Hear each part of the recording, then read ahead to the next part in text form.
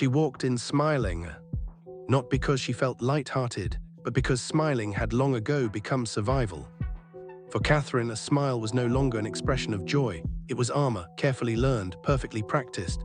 Years of cameras trained on her face, years of expectation and scrutiny, years of unspoken rules had taught her how to wear grace even when her heart was heavy.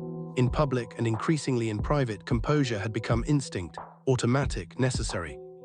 The soft music playing in the background felt ordinary, gentle, almost comforting, the kind of sound meant to soothe nerves and signal normalcy. It filled the room just enough to blur the edges of thought, to suggest that nothing here required fear. It lulled the moment into false safety. Catherine followed the familiar rhythm, measured steps, polite posture, eyes attentive but calm. She had walked into rooms like this countless times before, meetings, briefings, consultations. Nothing about this one had been framed as urgent. No red flags, no warnings, just another appointment folded neatly into a schedule that rarely allowed space for alarm.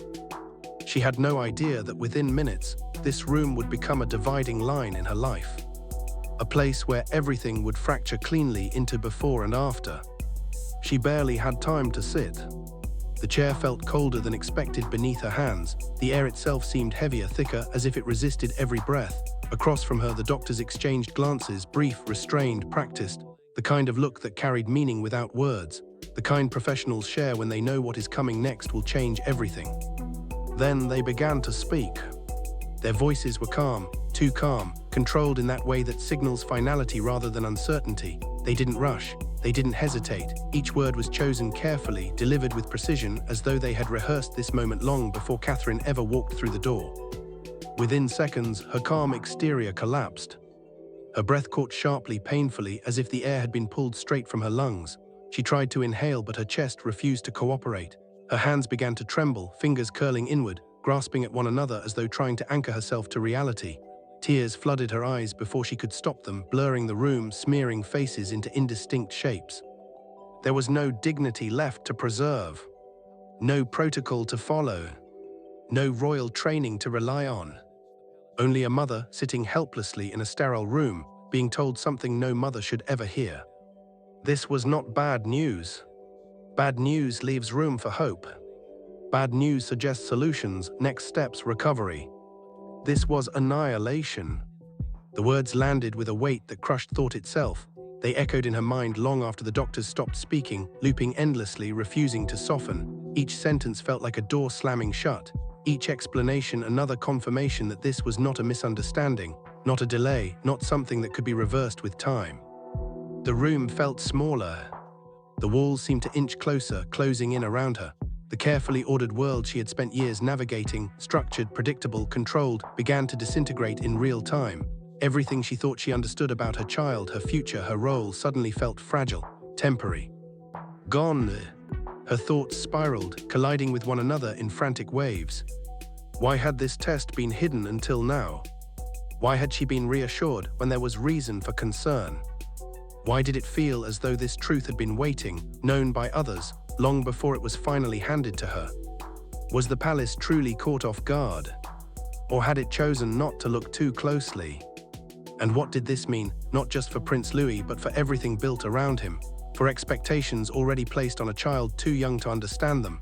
For a monarchy obsessed with continuity, stability, and image?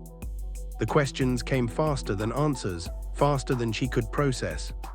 Before we unravel what this moment truly signifies for the royal family, and why its consequences will reach far beyond this room, make sure to subscribe so you don't miss a single update. Because nothing about what follows is simple. It had started as an ordinary summons. The kind Catherine had answered without hesitation dozens of times before. A quiet request, a polite tone, no sense of urgency, no hint that this day would carve itself into her memory forever. And yet, even then, before the words were spoken, before the truth was revealed, something had already begun to shift. She just hadn't known it yet. The kind Catherine had answered hundreds of times before. A polite summons delivered in the usual neutral tone, devoid of urgency, warning, or explanation. No reason to prepare herself, just another quiet meeting. Another room in an institution designed to cradle secrets, to move in silence, where every action was deliberate. And every word weighed. Yet something felt wrong. It started as a faint stir in her chest, almost imperceptible, a flutter of unease she had learned to trust over the years. Something in the timing did not align with logic, with precedent, with expectation. Instinct whispered louder than any memo could, "Brace yourself." Even before she stepped across the threshold, the palace seemed to shift. The corridors, lined with portraits of stern ancestors, echoed her footsteps differently, as though the walls themselves were holding their breath. Palace corridors have a presence, a memory, an almost sentient weight. They do not merely exist, they observe, they remember, they judge. And on that day they seemed to lean in, pressing closer, listening. Their silence was heavy, almost accusatory, filled with a warning Catherine could not yet name. Inside, the air was different. Clinical, too clinical. Controlled, restrained, cold. The subtle difference from her countless previous visits made her stomach tighten. The staff moved with a precision that felt almost unnatural, as if every motion had been rehearsed to mask something deeper. Their eyes lingered but never met hers fully. Hands clasped, heads tilted, pauses that were just long enough to make the mind race. It was a choreography she knew well, but this time the performance unsettled her. She had been reassured repeatedly. Louis had undergone assessments, yes, but nothing to worry about. Precautionary check-ins, standard monitoring, routine. Nothing alarming.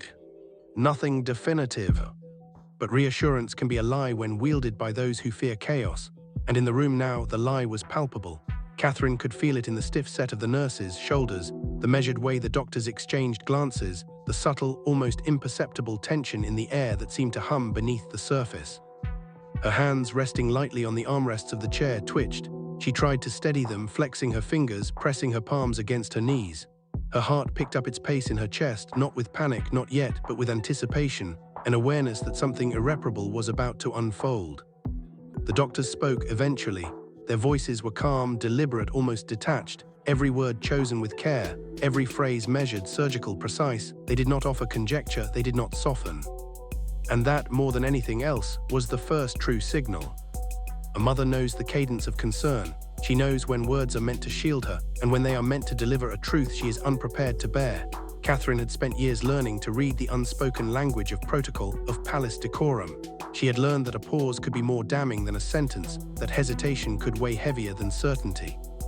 And in those glances exchanged across the polished mahogany table, in the subtle tightening of jawlines, in the deliberate avoidance of eye contact, Catherine understood. The news was not merely bad, it was catastrophic. The room seemed to contract, walls inching closer, air thickening, as if the space itself recognized the magnitude of what was coming. The soft background music intended to soothe felt grotesquely ironic now, every note a mockery of the calm she had been told to expect. The melody that should have comforted her instead underscored the tension, a quiet, almost cruel drumbeat leading her toward devastation. She had no time to prepare. She had barely sat down when the first words landed, heavy and final, resonating not only in the room but in her chest, in her mind, and eventually in her very soul. The seconds stretched, each one heavier than the last. The doctor's words reverberated in her skull, hammering against the fragile cage of composure she had built over decades of protocol, appearances, and rehearsed smiles. The room felt smaller. Walls that had always seemed imposing now pressed inward, as if trying to contain not just the conversation but the chaos unfolding inside her chest. The sterile air smelled sharper, colder. Every sound, her own ragged breath, the soft hum of the ventilation, the faint shuffle of shoes against tile, felt amplified, accusing. She wanted to speak, she wanted to ask questions, but her voice refused her. It was lodged somewhere deep, trapped by fear, disbelief, and something else, something primal. Anger, not at the doctors, not yet, but at the hidden truth, at the palace, at the time lost, at the helplessness of it all. Her gaze fell to the polished floor. She could feel the tremor in her hands, even in her lap. Every muscle in her body coiled and recoiled, tense and uncertain. She was unmoored, a mother without a lifeline, yet aware of everything. The calculated calm of the doctors, the precision in their words, the subtle, almost imperceptible signals passing between them, the silent acknowledgement of something devastating. And then she felt it, the first wave of guilt, a hot, suffocating guilt that twisted her stomach, that made her throat ache, that whispered relentlessly, could I have seen it? Did I miss something obvious? Did someone know and fail my son? No answer came, and yet, even in that silence, the palace began its quiet machinery. Phones went silent, screens blinked off, internal channels locked down, staff who had been chatting a moment before froze mid-sentence, eyes darting, whispers halted abruptly. Someone moved behind her, a hand on her shoulder, firm, not comforting, but guiding her out of the room, out of sight, away from prying eyes, away from the world she had been preparing for, thinking she was in control. And just like that, Catherine was ushered into the palace's shadow, a mother at the center of a crisis she hadn't chosen, unable to yet comprehend the scale of it. She stumbled down a private corridor, her face pale, her eyes red and glassy. Behind the walls, the palace was already bracing. Advisors whispered in hushed tones, strategized, calculated, not for care, not for compassion, but for containment. Containment of information, containment of reaction, containment of Catherine herself. And yet, containment would fail. Because secrets, especially those that hurt, always find their way out. Catherine's mind raced. Memories she had brushed aside now hit with a new, painful clarity. A moment of pause too long at a public engagement, a fleeting hesitation during a photo op, times when Louis had struggled to follow instructions or when his gaze had wandered distant and blank. Moments once dismissed as childhood quirks or stage nerves now screamed warnings she had been too conditioned, too polite, too careful to acknowledge. Her stomach churned as realization sank in. They knew, they must have known. Every reassurance she had received, the scripted smiles, the calm updates, the gentle dismissals, now felt like a mask, a deliberate smokescreen. The palace's priority had never been Louis. It had been image, optics, control. And she, the mother, had been forced to navigate its polished halls blindfolded, trusting the very institution that had been quietly failing her child. Her hands gripped the edge of a polished railing as she paused, trying to ground herself. She drew a sharp, shuddering breath, attempting to reclaim the air stolen from her. But the corridors themselves seemed to mock her, echoing every past reassurance with cruel irony. She had to think, she had to act, but the first step was survival, just surviving the moment, breathing through the shock, holding the pieces of herself together long enough to face what would come next. Every instinct she had, the maternal intuition, the protective drive, was screaming. She would not let Louis become a casualty of silence. She would not let the palace rewrite reality around her grief. The palace, with all its history, all its power, had underestimated one thing: a mother's resolve when faced with the unthinkable. And in that moment, Catherine's resolve ignited. And just when Catherine began demanding answers, palace politics took over. She wanted clarity, straight answers, not carefully worded statements, not rehearsed reassurances, not the cold shield of protocol. She wanted the truth about her child. But the palace did not work that way. Every plea she made was met with deflection, delay, bureaucratic coldness. Behind gilded walls, her instincts were dismissed, minimized, silenced. "Wait," they said. "Be patient. Do not alarm the public." Every carefully crafted denial carried the same subtext: do not question the institution, do not challenge the crown. The weight of that silence pressed down on her. Her maternal authority, the connection no protocol could erase, was being systematically eroded. Tension mounted. Catherine found herself caught in a battle she had never signed up for. She was not fighting an illness. She was fighting an institution built to maintain appearances, even at the cost of its own children. Insiders say the first real confrontation happened late one evening. Catherine, exhausted but resolute, cornered her private secretary, a figure long considered loyal, even protective. "Why are you protecting the institution and not my son?" she demanded, voice low but fierce, trembling with rage and grief. No answer satisfied her. There was no answer that could. William, ever the symbol of composure, watched helplessly. A father, a husband, a prince trained to balance love with duty, he was torn. He urged patience, caution, faith in the system, but Catherine could no longer wait. She could no longer trust the polished briefings. And Charles, reportedly clinical, distant, he spoke of duty, narrative, legacy, but never once said her son's name aloud. That omission cut deeper than any words. In the shadows, Camilla moved quietly, decisively. Her influence ran like a river beneath the palace surface, subtle, almost invisible. She advised against further testing, framed Catherine's concerns as emotional overreaction, positioned the mother's instincts as a threat to stability. Whispers became murmurs, murmurs shaped decisions. Catherine was not just being ignored, she was being silenced. And every door she knocked on closed a little faster. Every corridor she traversed reminded her of her limitations in a system that demanded obedience, not courage. Yet secrets have a way of leaking, and when they do not trickle, they explode. Within days, the leak came, not slowly, not politely, it detonated. An encrypted message, anonymous, chillingly precise, reached a veteran journalist. It contained information only insiders could know: medical details, dates, observations, internal disagreements, a diagnosis carefully buried for weeks. The story spread like wildfire, headlines screamed, experts speculated, social media erupted. Catherine learned not from her aides, not from her husband, not even from the palace briefings. She learned from her phone, from the world outside, the moment someone else decided that silence was no longer an option. Her fury was not aimed at the journalist nor at the leak itself.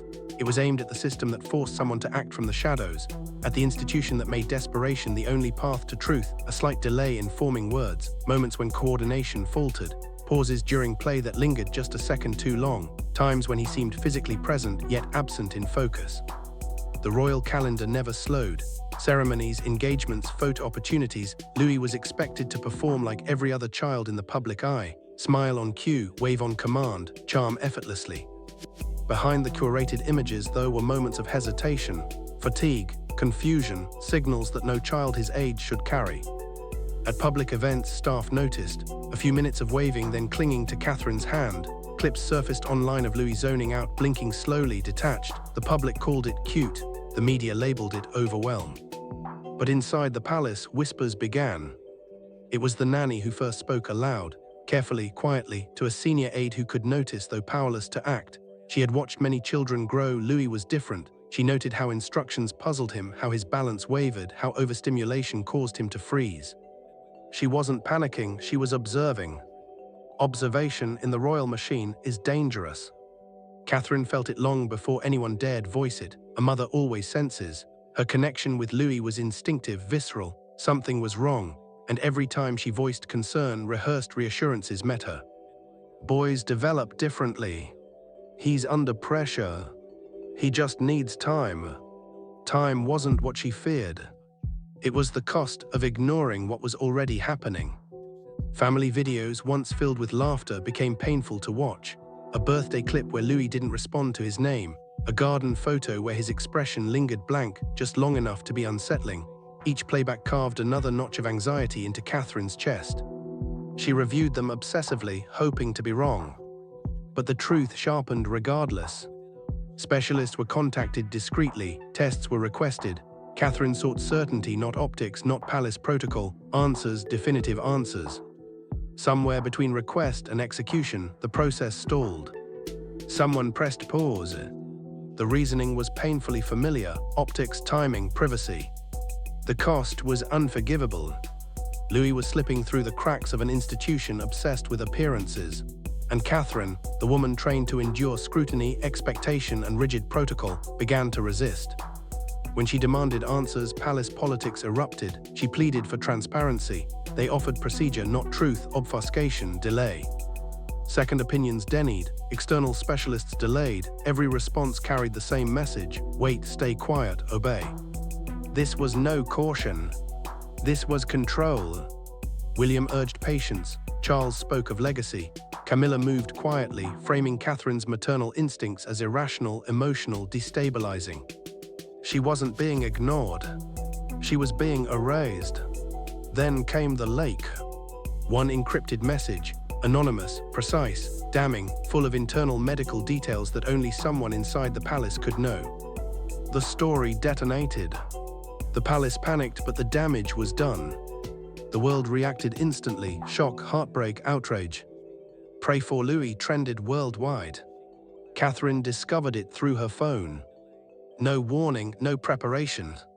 Her fury wasn't aimed at the press. It was at the system that made desperation necessary. The diagnosis itself was devastating. Rare, neurological, progressive, no cure, only management, an uncertain future. Catherine collapsed. William burned with guilt, at himself, at the palace, at the advisors who assured him all was under control. Within palace walls, calculations began, succession quietly shifted. Camilla maneuvered. Louis was no longer mourned, he was removed, plans sh. If did Charlotte fast-tracked, Catherine excluded. When Catherine confronted Camilla, the response was ice. The monarchy must endure. Her grief inconvenient. Her voice optional. So Catherine acted. She bypassed protocol, she spoke directly to the people. Raw, unfiltered, maternal truth. Louis is not broken, he is ours, and we will not be silent. The palace fractured. The public rallied. William stood beside her. Catherine didn't retreat, she rebuilt. A foundation, a mission, visibility, advocacy, truth. When the mole was exposed, a trusted aide secretly paid through shadow channels, the betrayal nearly destroyed her. But she rose again. Cut ties, took control, claimed her voice. No more permission. No more silence. Ludi may never wear a crown, but his story had already changed everything. And this time, the palace couldn't stop it.